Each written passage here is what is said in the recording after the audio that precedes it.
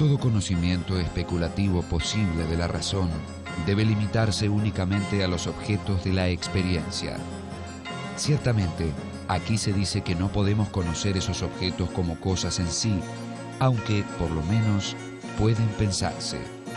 Pues si así no fuera, se seguiría de ahí la absurda proposición de que habría apariencias, fenómenos, sin algo que en ellas apareciera. Immanuel Kant, Crítica de la razón pura.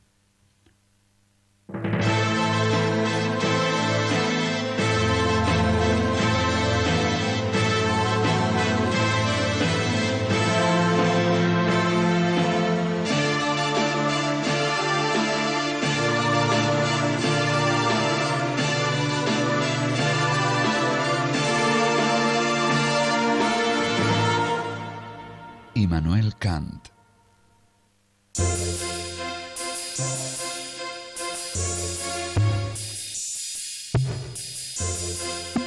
Immanuel Kant nació el 22 de abril de 1724 en una ciudad de la Prusia Oriental ubicada sobre el mar Báltico que en aquella época se llamaba Königsburg y que ahora se conoce como Kaliningrad. Era de origen bastante pobre, ¿no? Era maestro talabartero el padre, y sin embargo con esfuerzo y con la ayuda de benefactores consiguió mandar a los hijos a la universidad y bueno, Kant se destacó enormemente, ¿no? En la universidad estudió lógica, metafísica, ciencias naturales, en particular geografía física y filosofía de la religión. En su formación filosófica fue fundamental la influencia del racionalismo de Leibniz y el conocimiento de la tradición empirista inglesa. También fue importante el ambiente religioso en el que se crió. La madre era creyente en una, no sé si llamarlo secta o en una línea religiosa que se llama el pietismo, que hacía hincapié en un examen de conciencia extremadamente escrupuloso. La moral tenía que, o la conducta tenía que basarse en una pureza perfecta, y eso seguramente marcó el pensamiento de Kant, tanto en lo que se refiere a la escrupulosidad y minuciosidad del pensamiento en general, como también en lo que se refiere al rigorismo en lo moral. Kant se crió en un ambiente pietista, ¿cierto? Que es una variante del luteranismo germano. Sus padres eran pietistas, fue a una escuela fundada por un pastor pietista.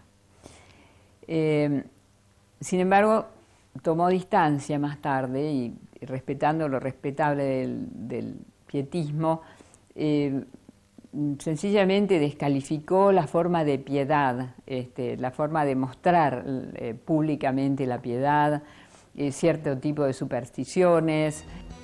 Una vez finalizados sus estudios, Kant se empleó como preceptor de familias nobles. En 1755 presentó una tesis sobre temas físicos y consiguió el título que lo habilitaba para dar clases. Pocos años después, consiguió también el cargo de ayudante en la Biblioteca Imperial. Esto tiene una consecuencia muy interesante después, muchos años después, cuando Kant se pone a escribir acerca de la filosofía política de la época, cuando compone ese tratadito sobre la paz perpetua, que es probablemente el más traducido y el más leído de todos los de Kant, porque en ese tratado y en otros se nota que ha tenido un gran, estrecho contacto con la literatura, con la bibliografía jurídica de la época, cosa que normalmente no hubiera podido tener cualquier persona, ¿no? Pero se nota por todos lados este conocimiento que tiene Kant de la bibliografía jurídica, de la bibliografía científica, gracias a las posibilidades que le dio su tarea de bibliotecario. Desde 1755, Kant escribió una serie de textos sobre materias muy variadas y fue ganando prestigio académico. En 1770 fue nombrado profesor titular de lógica y metafísica.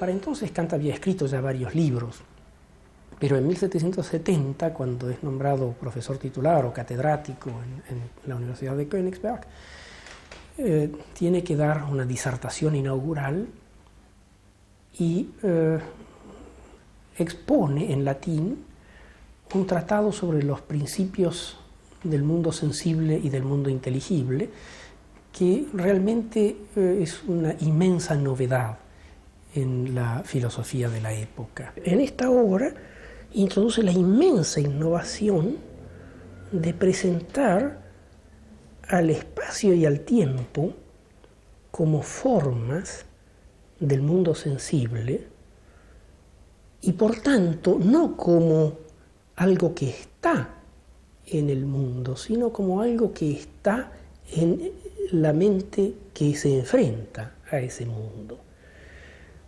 Nunca conozco al tiempo ni al espacio por observación de las cosas que se me presentan, sino que la observación presupone siempre ya un conocimiento previo del tiempo y del espacio, y ese conocimiento es independiente de la experiencia.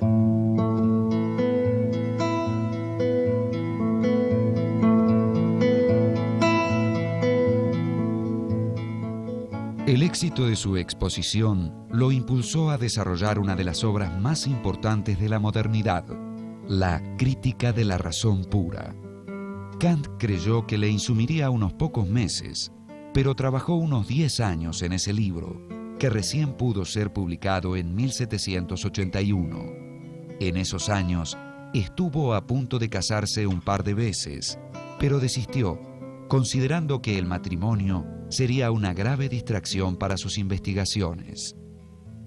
Dedica 10 años a una meditación constante, se conservan gran parte de los borradores, de los papeles, de las notitas que iba haciendo durante ese tiempo, en una meditación constante destinada sobre todo a resolver un problema que en la disertación del 70 no le había quedado claro, que es cómo es posible que el pensamiento,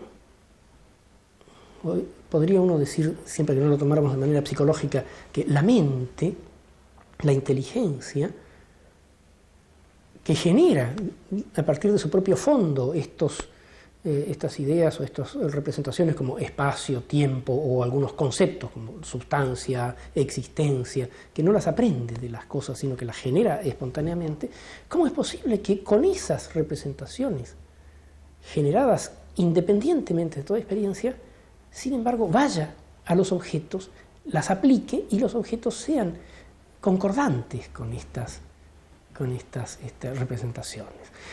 Muchos años después yo he leído que Einstein, en un trabajo sobre geometría, se hace la misma pregunta.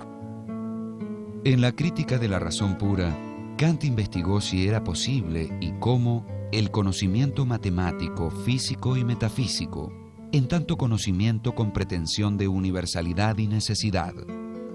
Según Kant, no debemos considerar cualquier conocimiento desde sus objetos, sino, inversamente, los respectivos objetos que hacen posible nuestro conocimiento de ellos. Kant llamó a esta inversión giro copernicano, por analogía con el audaz gesto de Nicolás Copérnico, que, en vez de considerar que el Sol giraba en torno a la Tierra, pensó a ésta girando alrededor del Sol.